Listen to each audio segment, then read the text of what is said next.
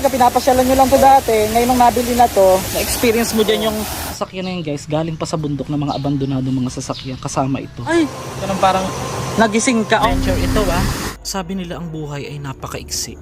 Pero napakaiksi ng 4 na taon ng aking karera sa pagbablog at hindi ko iniisip ng araw na ito na maaaring ito na pala ang huling araw ko sa mundo. Masakit talaga. Ha? Hindi ko pa kapag... Ito yung pinakauna sir, tong red. Yung amo ko. Ay, ang ganda. Then, isang abandonadong ano. So ito yung isusuot. Para ba akong biglang nawala sa sarili?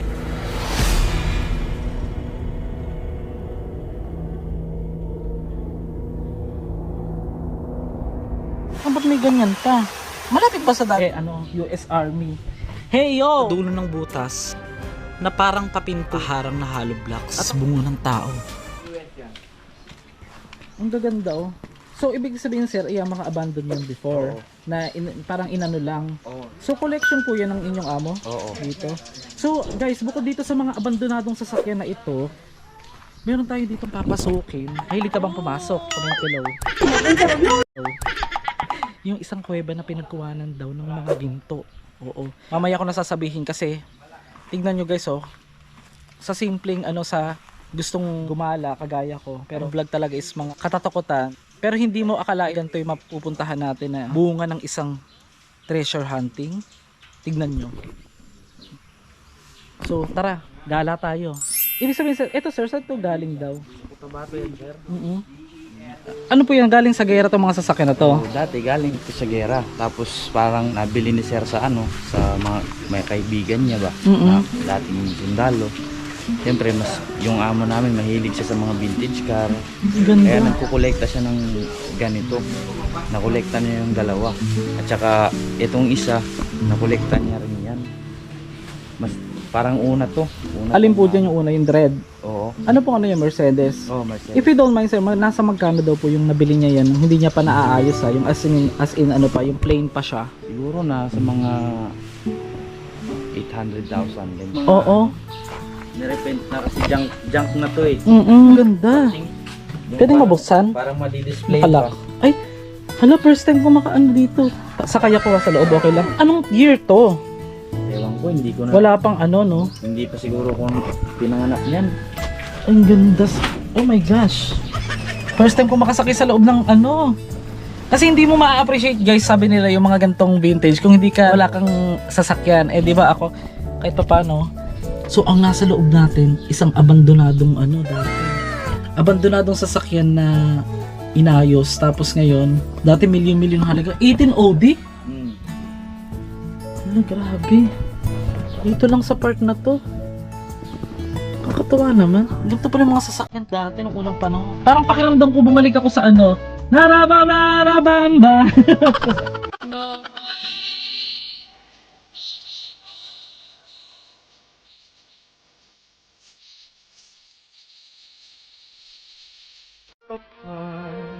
As time goes by, and when two lovers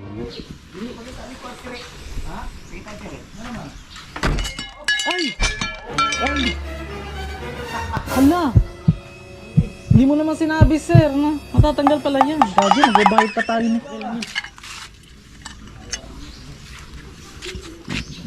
Pagsara ko nasanay kasi ko ng sasakyan daw pag sinasara ganun pa. Siyempre may mga nanonood nito magtatanong bakit abandon tapos binili pala. Anong ibig hindi ko kahit ako man. Dahil yung amo, yung may-ari, yung nagbili, hilig na talaga yung mga vintage car. Saan niyo po binili? Ibig sabihin kung abandon po siya, paano? Yung yung narinig ko sa mga kasama ko, isa Cotabato na nila nabili. Ang ibig mo sabihin, nung abandon ito nang may unang nakakuha. Okay, gets na natin ha. Baka malito tayo ba? So guys, marami na palang nagpuntang vlogger dito. So tayo lang daw ang nakaisip na i-vlog ito. Kasi hindi po ito sponsored pero soon ipopromote natin ito. Itong lugar nila. Ito yung pinaka sinasabi mong original. Lahat po yung kulay, pati yung mga gulong ganyan. Wala pa nung kinuha yan dun sa sa area. Oo. Tapos pinayos yung makina. Pinatakbo pa yan hanggang dito. Tapos may mga gamit siya na ano, ito yung mga ano niya ng mga gamit. Ay, oo nga. May mga pangganto pa. Gusto ko to. Mga ganito. Ito original din na ano, Original. pininturahan na to. Oo. Pininturahan na. Sa kanya na talaga to. Ano, nandyan na siya. Oo, nandyan. Sabi mo World War II pa. Oo. Tama. Oo, World War II. Tapos yung mga ano nito, yung mga ano na ng mga bakal is pinalitan na. Tapos ni-renovate yung ano. Pero yung sa kulay, Yung sa kulay hindi. yung makina, Yung makina hindi rin. umaandar pa po. Umaandar pa to. Anong CC? Tignan mo naman itong mga to, oh. Manual, auto combat to, mga US property. Talaga. Tignan nga natin. Wala namang nakalagay. Ay, Isuzu. Yung ginagamit nila pala dati sa mga ano, panggera, mga Isuzu. Kung sa mga hindi pa nakakaalam, anong tawag sa mga ganyan? Armor. Ano? War car?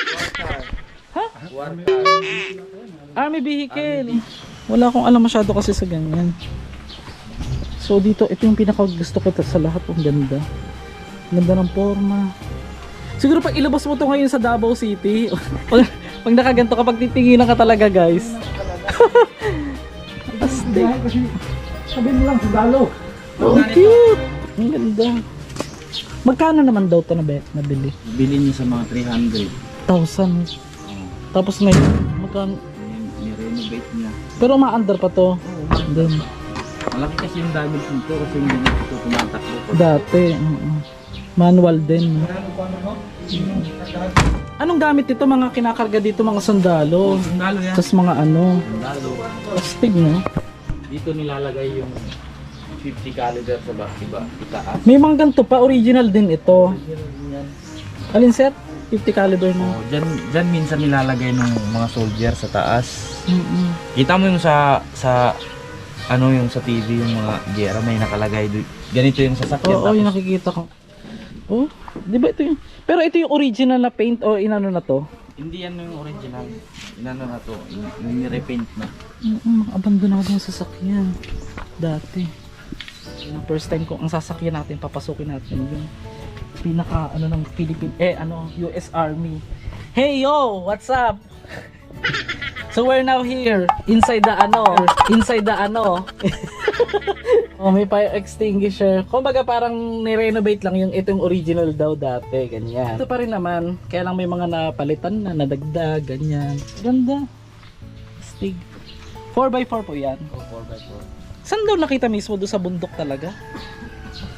Yung isinara kong sasakyan na yun, guys, galing pa sa bundok ng mga abandonado mga sasakyan, kasama ito. Ito kasi yun. Yan. May mga ganito talaga. Kasi dati, sa hindi nyo malalaman, guys, matatanong nyo pala, sasabihin ko na lang din, siyempre ako, first car ko yung Ford Ranger. Amaze ako dyan sa mahilig din ako sa mga vintage car. Ilang pa, meron pa doon? Kay Mr. Bean to? Charing. Ay, oo, yung sa ano. Oo. Hala.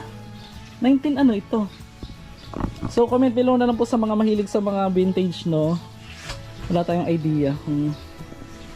Ano bubuksan din? Ang cute. Amoy 1869. Charing. Ano to, sir? Bago pa to. Ito na talaga din siya. Oo. Ba't siya tinawag na Mr. Bean? Kasi para siyang sasakyan ni Mr. Bean, kita mo yung sasakyan.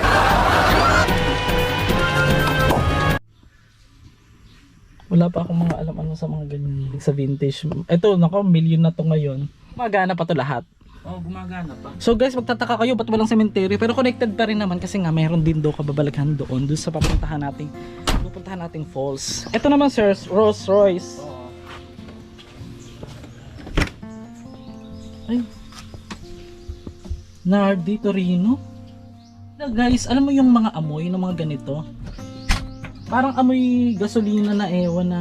Dahil hindi na siya hindi na siya nakakatakbo. Ano ba yung diesel ba gamit ng mga yan o gas? Gas. Okay. Ganda ng tunog pa rin, no? Grabe.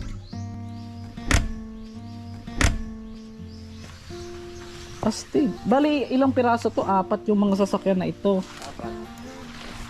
Eh, 5. Eh, meron ding ano, sir. May motor din. Di hada, mga buwanggang mga brand. So, sir, ito naman, anong pang tractor naman ito? Road to. Pang off-road. Oo. Mga activities din sila dito, oh. Mga irerenta mo yan. Ulitin ko, guys, ha. Ito sponsor, ha. Pero yung may-ari, shout out. Baka naman, pag-usapan natin. Eh, parang ano. Gano'ng kalayo yung pag nilakad dito? Ilang minuto? Traffic lang. 5 minutes. Oo, sige, sige. So, nandito pa tayo. Located tayo ngayon dito sa Davao Oriental. Ano yung sinasabi mo naman, sir, yung sa yung papasukin natin, ha? Sabi mo pinagkuha na ng ginto. Yung hindi pa kami nag-ooperate dito, Mhm. may butas na yun dyan. Matagal na panahon na yung balita namin dito, nakunan yun ng treasure. Oo. Tsaka Ano yung makikita natin doon pag pumunta tayo? makikita mo yung yung poles na nahuhulog sa ibaba, tapos yung may kuweba doon na dalawa. Yung isa yun doon sa front, yung may Oo. tubig. Oo. Tapos yung isa nandito sa gilid, tapos may tubig din siya na parang salubong sila ba. Una, pinapasyalan lang namin kasi akala namin lang, pero pagtingin namin iba pala dito. Kaya na namin na ang ganda dito maging tourist spot, ganyan. Man-made siya talaga? Oo. Kaya Pero yung parang naging resulta na lang ng paghukay, yung itsura ng... dahil sa siguro sa dahil marami silang gamit, is maganda yung pagka-trim ng nila hukay na forma talaga. Natural na maganda. falls bulbo siya, hindi, man-made lang. Man-made Ay, lang. kumbaga, ang dahilan, dahil sa paghuhukay nila, kaya lumabas yung ganong kaganda. Tara, tingnan natin. Ito yung mga pambundok na motor nila dito. Napakaganda dito, guys. So, mga magtatanong, mamaya ko nasasabihin kung saan ito. Tapusin nyo ni buong video, guys. May dala kang ganyan, sir. Pangalan sa Wala akong ginagawang ha. Parang mala Thailand ang dito, oh. Ano to, sir? Collection din to ng may-ari. Okay. Ito, mga... Tignan nyo naman, ang ganda. Picture-picture tayo dyan mamaya, guys. Oh. Meron din sila ditong swimming pool.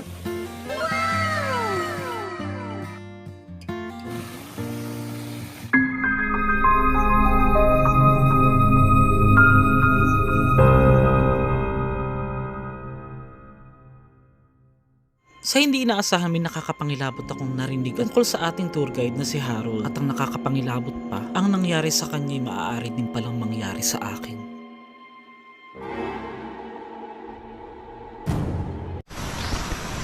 Ganda dito, guys, nawala yung stress ko. Recommended talaga tong place.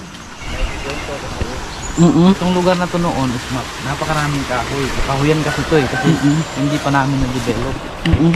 Dito yung mga rebelde minsan, dito sila nagpapang-abot sa mga army.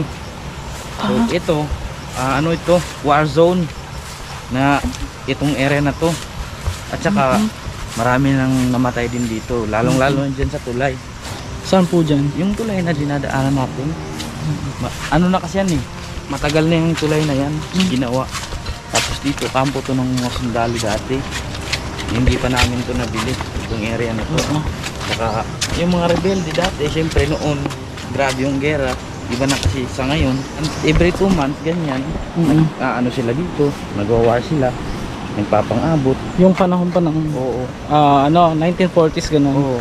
Mas maraming kababalaghan dito kasi kami nga, pag natutulog kami, minsan, experience ko talaga yung, natulog ako ng mga alas 6, yung nag-aagaw yung liwanag at dilim. Oo. Natutulog ako dun sa cabin namin.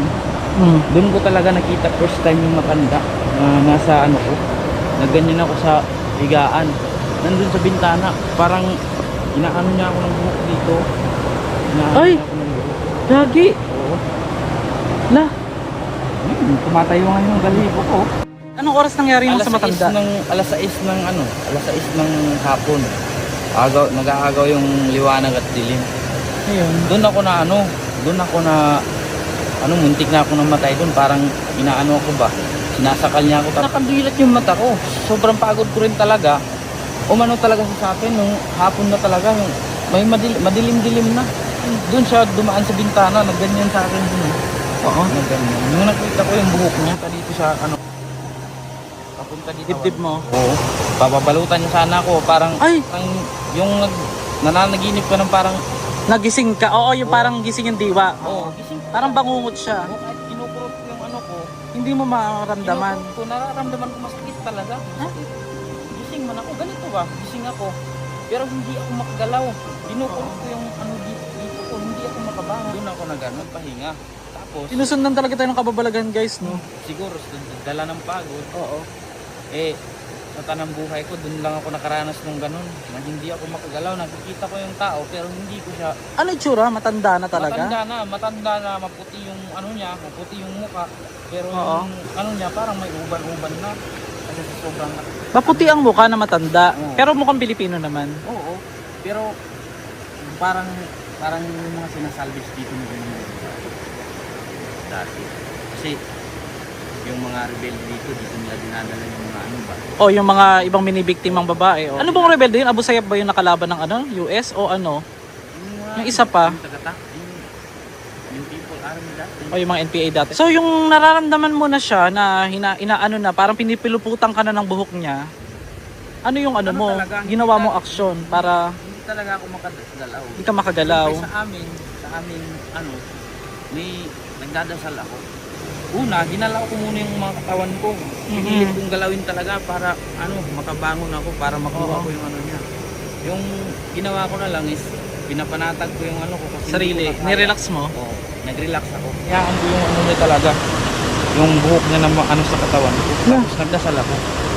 Tapos parang inano ko siya ba na umalis ka dito sa tinutulugan ko kasi doon ka magkambala sa ibang tao kasi pagod na pagod ako. Mula nun, hindi ka na Oo, binalikan. Inano ko siya ng hangin. Inahiyop ko siya ba, parang ginaganyan ko siya. Umalis siya, parang Naglalating ka, gano'n? hindi ako naglalatin. Dasal lang namin sa Muslim. Sa Muslim. Okay. Dasal namin tapos yung mga kakahuyan dyan sa likod, parang dinaanan yan ng mga ano, kabayo, malalaking tao.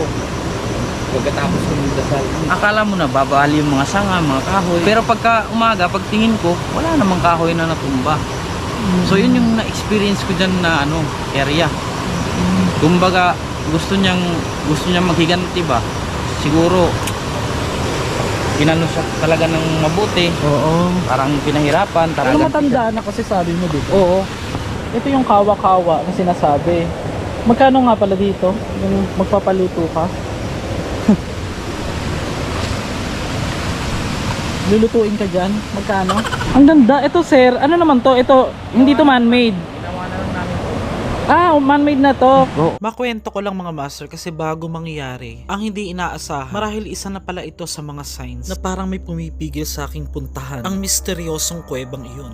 Na nang napag-usapan at bigla niyang naikwento ang tungkol sa matanda na muntik nang pumatay sa kanya. Ay wari ba parang konektado ang nangyari din sa akin? Panoorin natin ang buong video at ang exciting part. Hindi ko din masabi kung exciting ba talaga dahil bawat hakbang pala ng mga paa ko parang binibilang na lamang ang oras o minuto ng aking buhay. Nagplano pa nga ako na umuwi na dahil ang sabi ko ay babalik na lamang ako. Pero itinuloy ko pa rin out of curiosity. Ano ang nakakapanindig balahibong naranasan din ni Harold na mismong ipinaranas sa akin? Kaya tutok lang sana hanggang dulo ng ating video bilang pagsuporta rin para sa ating pag-angat at mas malawak pang maaabot ng ating mga tunay na storya at unexpected vlogs. Ay, okay lang po. Okay. Okay kayo. Oo. Gandang araw. Oh. Ginagawa pa ni Sir. Ano to? Aniyog, Sir? Matibay po yan. Asan niyo nakita tong kwan? Tatrabaho pa sila. Ating istorbohin. Ito yung pwede ka mag-airsoft.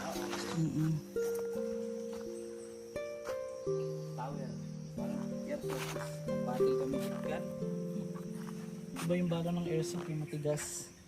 So ito yung isusuot para ano, pag mag-airsoft ka. Ito, anong gagawin dyan sa mga yan? Lapis. Posporo lapis. Ano tawag yun sa kahoy na yun?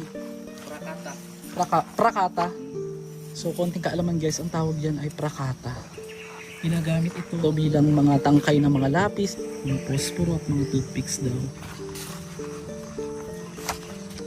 Paano kayo nagdadala ng guest dyan, sir? Tapos ganito yung daan. May daan lang talaga sa amin dito. Kasi nag-ano sila ng kahoy ba?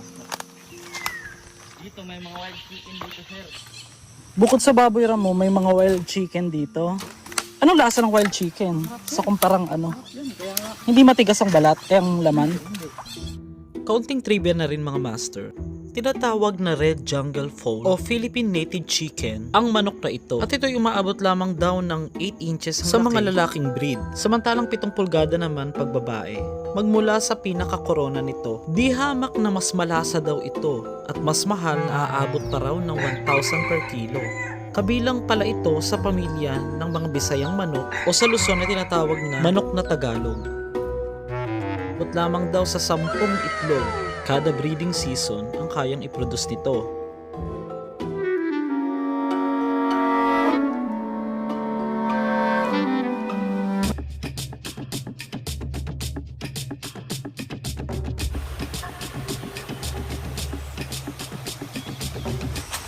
Ano ito? Yung tinanim dati ng mga Hapon ba? Kampo man to dito dati ng Hapon. Parang halos virgin po, ano pa to, itong lugar na mula nang galing sa gera ito. Yung mga halaman daw na yan pa rin ay galing daw sa Hapon. Hapon mismo ang nagtanim. So yan, kasama pa rin natin si Sir Harold. Bati ko yung ano, Ayan, sige, ikaw. mga kaibigan ko sila, lalo na kay Sir Kahar Makusang at saka kay Sir Abdul Makusang. Putas ko ng Hapon. Prutas ng Hapon. May laman, may ano, may bunga. Baka naman pwede nating matikman. Ano yung parang atis? Talaga? Baka makachempo tayo, sir. Hindi pa ako nakatikim ng prutas ng Hapon. Galing ni sir, ang daming kwento eh. Sir, ang mga nagtanim pa nito, mga Hapon pa? Sino po yung nagsabi? Yung talagang ano? Tanim talaga ito ng ano, kasi yung prutas na kinakain nila is atis dati. Okay. Dito nila nilagay yung mga buto, saka ito. Pero ano ito? Atis ang tawag dyan o hindi? Oo, atis. Atis, ba't ganyan? Atis. Ah, ba't may ganyan pa? May paklobo pa dyan. Malapit ba sa dagat dito? Noon, pumapakasok ba yung dagat dito? Yung nga, maraming maglobo dito. Yan siya. Ba't hindi siya atis? Para siyang chesa. Hindi yan chesa, iba yan. Iba yan. Anong lasa niyan? Parang itlog ng manok. La. Yelo. At saka para rin kamuting kahoy. Eh baka naman chesa yan, sir. Sa amin ang tawag. Oo. Atis. Pero sa ano siguro, sa inyo. Siguro. O, tara. Nilalakaran natin mga master. Ang sabi ni Sir Harold, may mga nahukay na daw. Small treasure, ganyan. Treasure hunter. May nakuha sila Wala silang nakuha dito. dito. Oo, butas-butas lang sila. Maraming mga treasure hunters daw ang gumagala rito. Dahil sa alam nilang dati itong kampo ng mga Hapon ay pinagbubutas nila. Nagawa nilang palatandaan ng mga kawayang ito na sa Japan lang daw ito makikita at dinala ito sa Pilipinas. Pero dito sa mga daanan nating nilalakad ay wala silang nakita kahit isa. Pero sa pagbaba natin dito sa ilog ay malalaman natin at maipapakita sa inyo ang adventure na hindi ko makakalimutan sa aking buhay.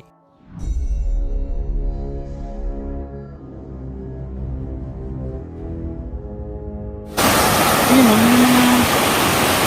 ano yun sir? Sinemento o natural yan? Ano yan?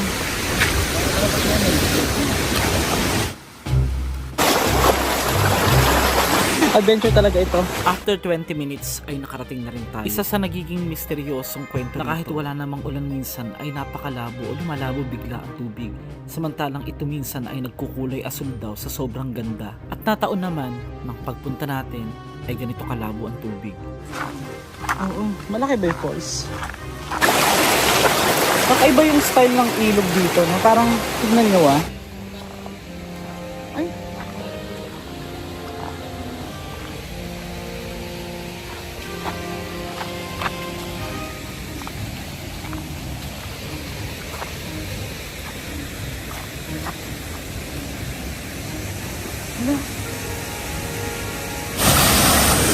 madulas.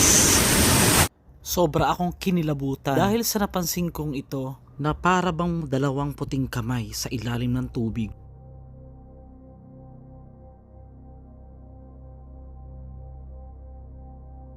Na tila'y may gustong ipahiwatig na tiyak ikakagulat mo sa mga susunod pang mangyayari.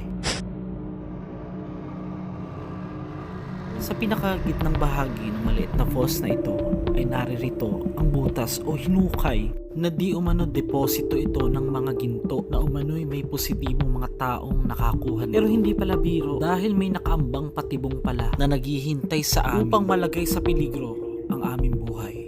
May makikita kayo dito, papunta na kami dito sa part na ni sir. Bukod sa delikado, madulas, gusto ko kasing makita yung itsura ng hinukay na pinaglagyan. Kahit sa gilid-gilid sir, ay kahit dito lang muna, para ma-zoom na lang natin. Then, bonggahin natin itong vlog. Sayang medyo adventure ito Ginusto mo yan. Ngayon, yung hinahawakan ko na to guys, parang napakalambot niya. Makita ko sa inyo.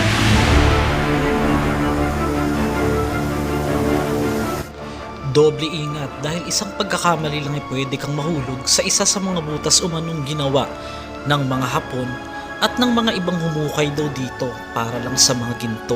Lubhang delikado talaga. Bababa na ako. Okay ba? Tignan nyo to. Ay, lalim! Ang lamig!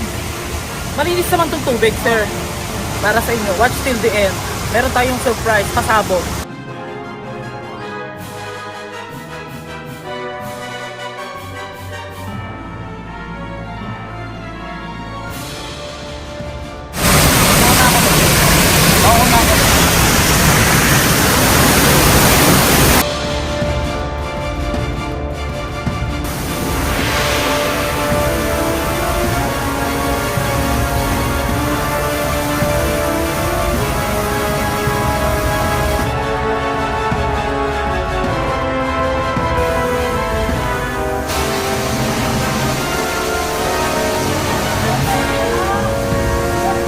Wala akong kaalam-alam kaya pala hirap na hirap akong lumapit. Kahit hindi naman ganun kalalim, ay ito na pala ang babala sa akin. At ito din pala ang senyales na wag ko nang ituloy ang aking gagawin.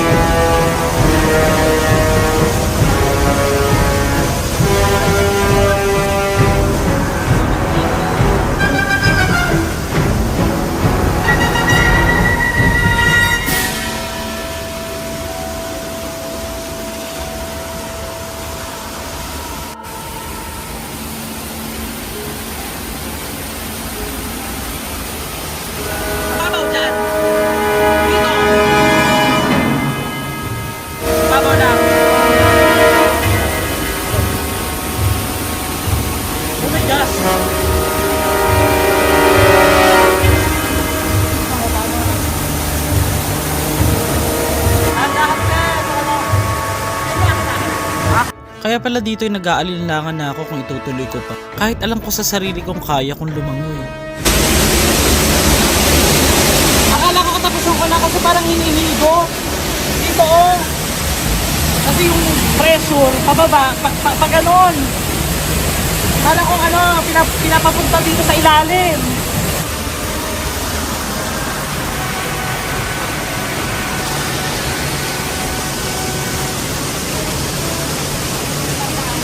Ha? Papasok ko. Isa pala sa pinakamalaking pagkakamali ko nung ibinaba ko ng mga paa ko ay dumiretso ako na imbes dapat ay tumalon ako papunta sa kanya dahil isang hakbang lang ang pagitan namin.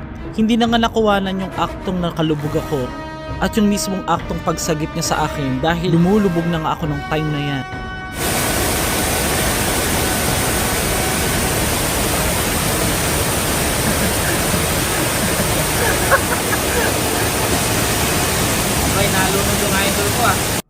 Para sa akin okay na rin na hindi ito na video dahil para ba akong biglang nawala sa sarili. Kaya si Harold na lang ang pinapasok ko doon at hindi ko na tinuloy. At siya na rin mismo ang nag-video kahit dalawa kaming muntik na. Hindi pa rin ako makapaniwalang nakaligtas ako dahil ang bawat paa namin ang isa ay nasa hukay. Ito ang kanyang mga kuha sa loob ng di umano'y kilo-kilong mga ginto. Makikita na parang may butas at may liwanag pa nga. At ito'y walang lumalabas na tubig.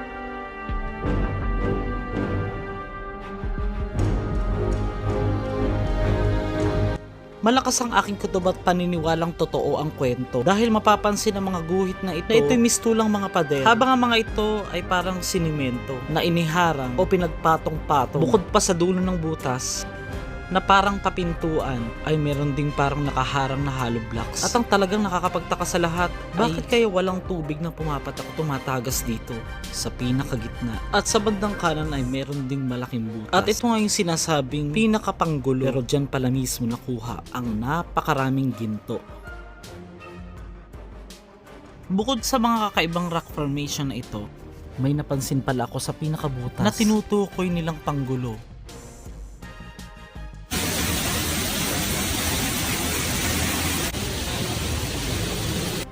Magmula rito sa sinasabing pinaglagakan ay meron ako napansin. Ito'y parang puti na hindi ko alam kung ito ba'y bato, pero bakit parang hugis bungo ng tao?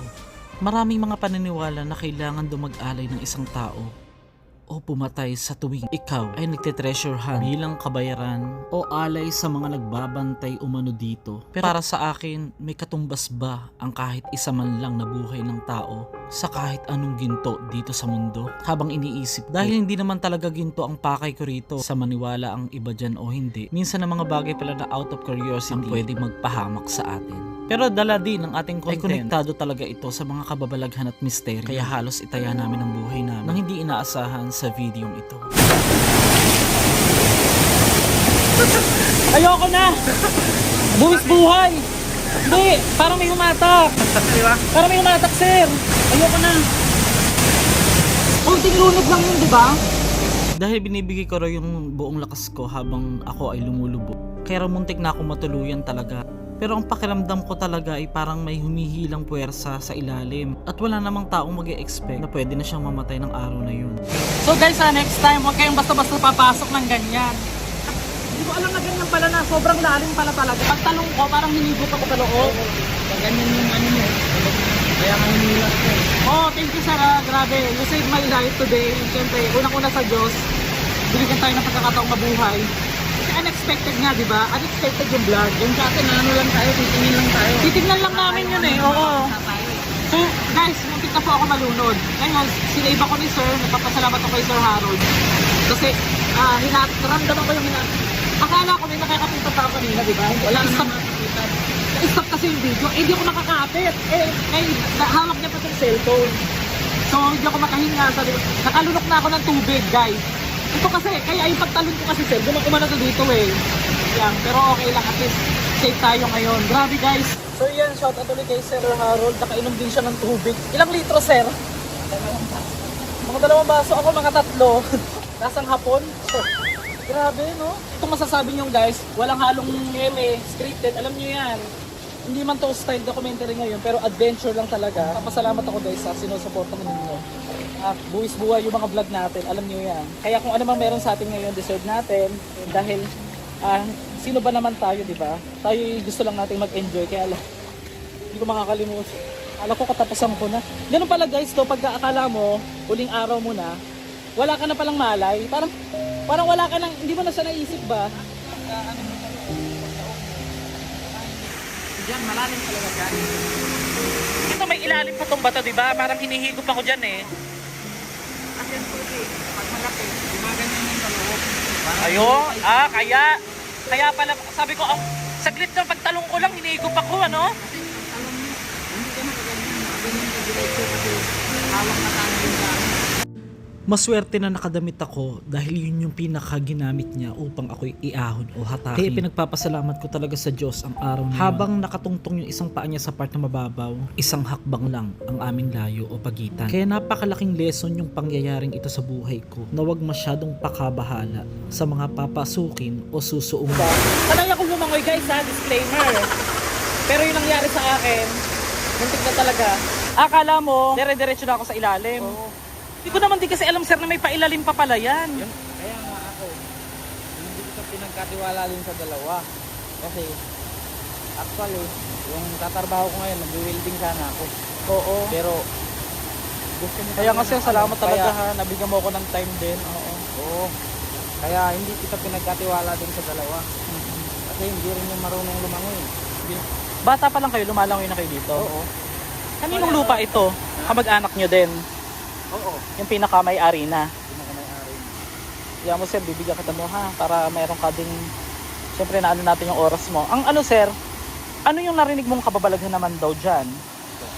Ah, dyan. Oo. O kaya experience mo mismo. Kung may experience ka. Ako nung pagpasok ko dyan nung unang taon ng nakakaraan. Dyan din ako hinugot yung ano Ay, natin. naranasan mo din sir? Nagulat talaga ako nang sinabi niya na parehas kami ng naranasan dito. Na wala naman akong idea na pwede palang mangyari din sa akin. Dati ay sobrang linaw daw ng tubig nito na parang asul at nagkataon din na malabo ang tubig nung nandito tayo kaya hindi natin mapapansin talaga na may mga parting malalalim. Yung pakiramdam ko na parang hindi ako makagalaw, ganun din yung kanyang naramdaman. Halos kaparehas nga nung kinikwento niya kanina tungkol dun sa matanda na alam mo naman ang nangyayari pero hindi mo maigalaw ang iyong sarili. Hindi din sana kami bababa that time pero ako ang nagsabi sa kanya na bumaba kami. Dahil gusto ko talagang maipakita sa inyo ang gustong gusto ko ring makita. Baka mamaya ay konektado sa isang bulkan ang lokasyon nito. Dahil yung kinikwento niya, Tama yung level ng tubig na yan. oo, Yan yung ulo ko. Naka-level dyan. Hanggang doon sana, makapasok sana ako doon. Pagpasok ko doon sa loob, siyempre, lalamigin ka kasi yung tubig dito pag tanghali, napakalamig. So doon sa loob, pagpasok ko doon, para akong pumasok sa oven. Napakainit. mainit naman. Siyempre, pag nabuhukay sila, siyempre, may inaalay daw sila na. Yung sa Oo, ano correct. sila, oo. Alay daw silang tao para makuha yung natin alam. Minsan ko din itong narinig na kapag pala ikaw ay kukuha daw ng mga kayamanan sa ganyan, ay kailangan mong mag-alay ng tao sa mga nagbabantay dito upang ibigay sa iyo ang nais mo. Dito daw ako inano, yung hindi natin nakikita. Oy, nabuyagan, na matanda. Ano ba? Oo. Tapos umuwi ako sa bahay, dilaw na yung kulay ko. Kaya nga, minsan bumalik kami dito. Humingi ako ng tourist. Kasi bago lang din daw ako noon. Yun, ay, kaya pala. Pero nung bago ka nun, hindi mo naman na-try na ano? Ganyan din sa'yo. Ay, parang hinigop. Marunong din ako sir eh. Marunong ako lumangoy. Ano? Pero pag nakasampa na ako dun sa butas, nung dumiretso na ako dun, first time ko, 3 taon na, first time ko dyan, ganun din yung forma ko sa'yo. Tapos pag ano ko dun, hindi man ako makababa kasi naninibago din ako. Hindi ko naguguluhan ako sir. First time mo 3 taon na, akala ba mga bata pa kayo? Naglalaro na. Alam niyo na to. Hindi, kasi nabili lang ko ng area. Ibig sabihin dati, yung dati pangkaraniwan lang to na, pangkaraniwan na ilog lang na dinadaanan na ano. Kumbaga pinapasyalan nyo lang to dati, ngayon nung nabili na to, na-experience mo dyan yung after 3 years ago, yung para ka hinatak din. First time ko nakapunta dito nung 3 years ago, ganun din yung sitwasyon ko sa'yo. Pero dito pa lang may pahiwatig na kasi pagbaba namin dito dyan guys kanina, yung pinapakita doon, yung palang para na ako hinihit. Nagtataka ko hindi naman ganun kalakas yung impact ba? Pero sa ilalim, parang may humihigop eh, na parang pag gano'n, papunta doon sa mga ilalim niyan. Nandito yung kalkulasyon ko na baka isa itong underground river o di kaya konektado nga sa isang bulkan ayon doon sa kwento niyang may parting napakainit daw dyan na parang oven. Hingi ako ng respeto din sa lugar dahil hindi natin nakikita yung mga yan. Pero unang-una sa Diyos ating respeto dahil siya yung nagbigay sa atin ng buhay ngayong araw. Hindi lang ngayong araw, syempre siya yung nagbibigay ng buhay eh. Wala yung ano natin kasi physical yun eh. Kaya Hindi kaya ng ibang vlogger na ano lang, na video video lang. Yung sa atin talaga experience din eh no? Tapos physical talaga yung Na nangyari. Si Sir nakainom din ng tubig. Ano lasa? parang matabang-tabang na ano talaga. Parang hindi mo maintindihan. Lasang ilog na parang kalawang. Ayun yung lasa. Ang lasa. Wag dyan. Wild na romblon. Unexpected and unforgettable experience as of 2025. Hindi ko po naranasan sa mga sementeryo. Siguro, ibinigay din sa atin itong pagkakataon na to para masabi natin na hindi lang talaga tayo pong sementeryo guys. Alam nyo naman, kaya nga gala, adventure, master gala. Pero kayo talaga ang tunay na master guys kasi kung wala naman ding sumusuporta sa atin, wala naman akong tatawagin. Wala naman ding master gala. Wala din tatawagin ganun. So kahit humihinga ako, parang walang pumapasok na hangin kanina. Saglit lang, wala pa nga ano eh. Yung bato. Saka ano yung kamay mo ba? Nakahawak. Pero yung usok mo, parang naninigurado ka sana na maapakan mo yung mababang area. Yung kinapos ka ng lakas. Yung lumilinaw na siya, no? Tsaka pag hindi ka din taga dito din, correct, tama yung sinabi ni Sir, pag hindi mo pa talaga ano na ikaw ay, kasi pwede naman mangyari sa akin doon na nawala na ako today, guys. Siyempre hindi naman natin hawak yung buhay, pero yung pinagpapasalamat natin po sa Panginoon yung nangyari. Sa dagat to, di ba? Ano kaya magdadrive pa uwi?